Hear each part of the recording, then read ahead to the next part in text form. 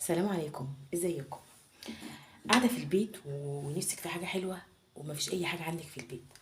تعالوا مع بعض هنعمل حاجه كده بكوبايه دقيق وكوبايه ميه، مفيش اكتر من كده. وممكن مش كوبايه كمان، بالنظر كده. ادي معلقه دقيق، معلقتين، ثلاثه، معلش الحمل كده يبقى بس، اربعه، خمسه، سته، مثلا سته ونص. بصوا هي ايه، ان شاء الله محد حوش. هو انا كان معايا هنا حوالي ايه، اكتر من ربع كيلو شويه. انا هحطهم كلهم وخلاص، يعني هعين معلقتين ليه يعني. اساسا اللي انا بعمله ده ملهوش اصلا مقادير، هي بتتعمل كده وخلاص. عندك شويه دقيق اعمليهم وخلاص. ومعايا هنا حوالي كوبايه ميه اهي، ولو عوزت تاني احط. انا هوريكم القوام اللي انا محتاجاه. تمام.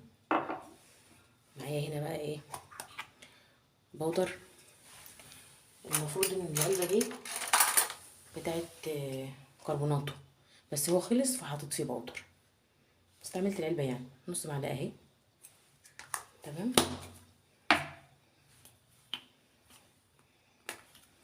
ورشه فانيليا بسيطه اهي، وبس كده. تمام. هبدأ بقى اقلبها كده. بسم الله.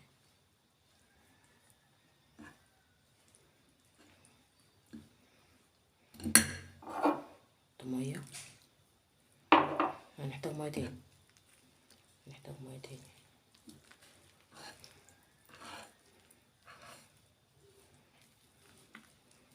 هنحتاج ميه.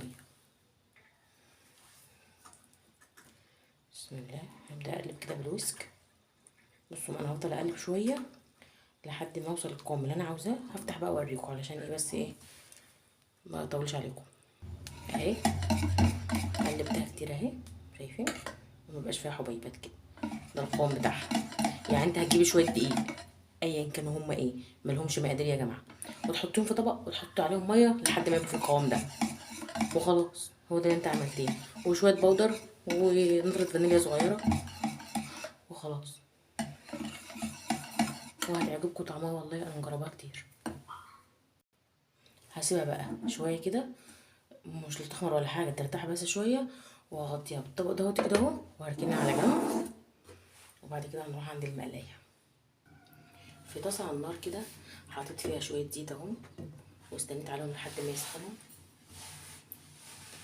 وهاجي بقى باللي انا عملته ده، اللي احنا لسه مش عارفين اسمه ايه ده. هاخد شويه كده وهنزل بيهم. بسم الله.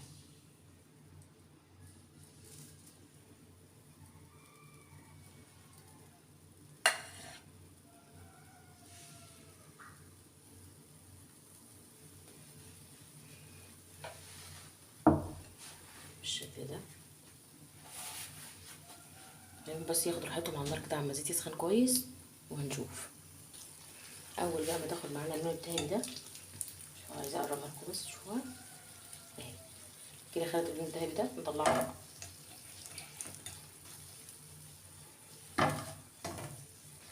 مصره مش هيطلع.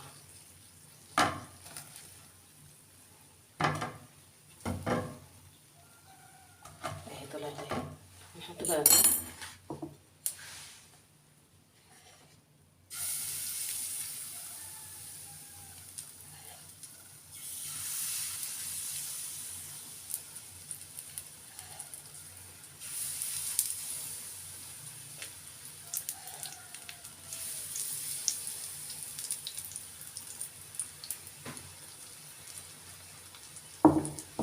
هفضل بقى اعمل كده لحد ما اخلص الكميه وبعدين ارجع لكم.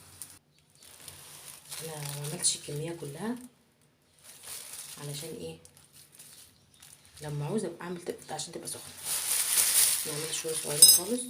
وده سكر مطحون على القرفه، هنرشرش عليهم كده.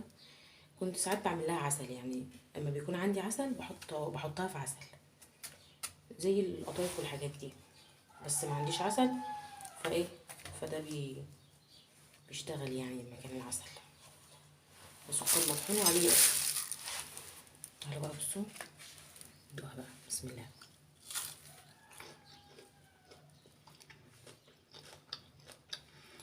جميلة، طعمها حلو،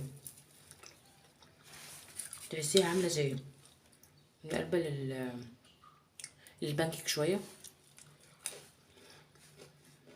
بس انا بحبها قوي علشان هي اصلا مكوناتها بسيطة جدا، وممكن اعملها في اي وقت لو احتجت حاجة حلوة. اعملوها ويا رب تعجبكم. سلام.